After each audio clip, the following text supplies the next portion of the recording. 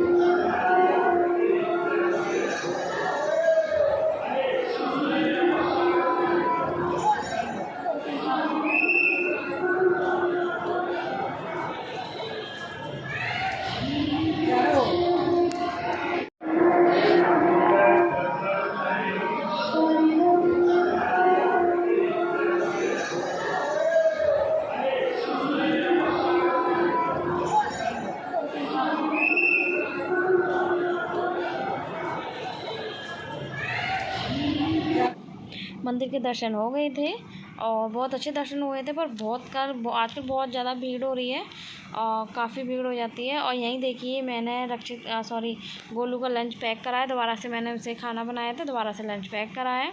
तो देखिए यहाँ मैंने इसमें चिप्स रख दिए, एक में चिप्स लेकर गया है और मैंने लंच पैक कर दिया है। यहीं मैंने गोलू के लिए रख दिया है दूध, पीने के लिए दूध पी करके जाएगा। और यहीं मैंने गोलू की यूनिफॉर्म निकाल दी है, क्योंकि यूनिफॉर्म में एक दिन छोड़ के एक दिन बस इनकी चेंज होती है, इस वजह से। तो यहीं मैंने निकाल दिया है यूनिफॉर्म। और उसके बाद में गोलू चला जाएगा, 12 बजे तक गोलू चला जाएगा।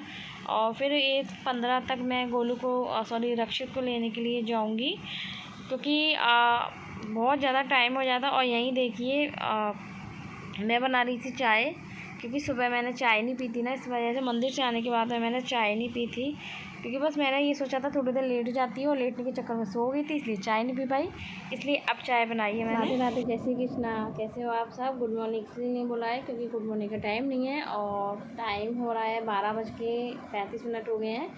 1:05 पे 1:10 पे मैं रक्षित को लेने निकल जाऊँगी और गोलू भी गए हैं स्कूल, क्योंकि नाम है ना एक जैसे है ना, थोड़ा कन्फ्यूज हो जाती है बोलने में। और रक्षित गए हैं स्कूल, और मतलब स्कूल तो तीनों गए हैं।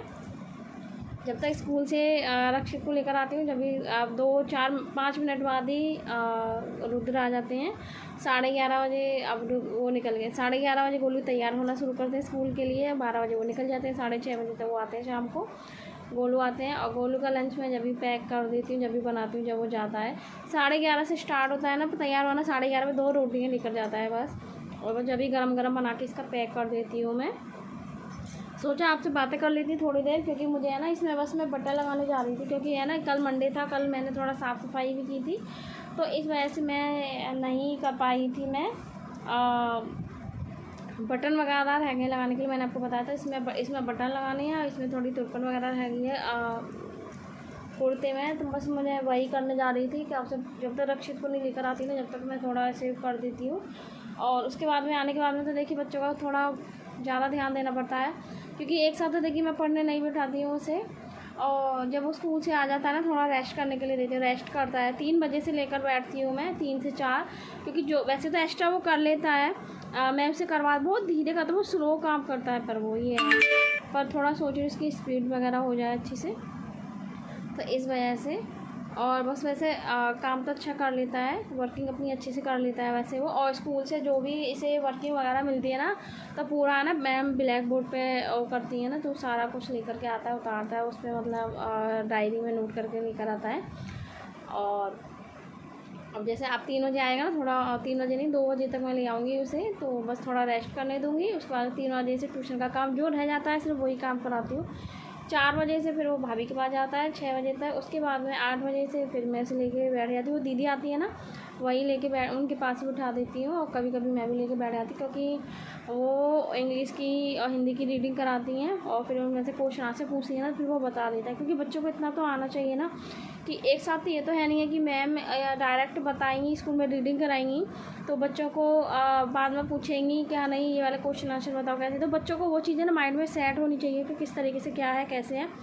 तो हम ज़्यादातर रक्षित के साथ में क्या करते हैं कि हम ना उसे रीडिंग कराते हैं, और रीडिंग कराने के बाद में फिर हमें उसे एक एक चीज़ उसको माइंड में ऐसे सेट कर देते हैं कि हाँ अगर मैम कहीं से भी पूछती है ना तो वो बता देता है।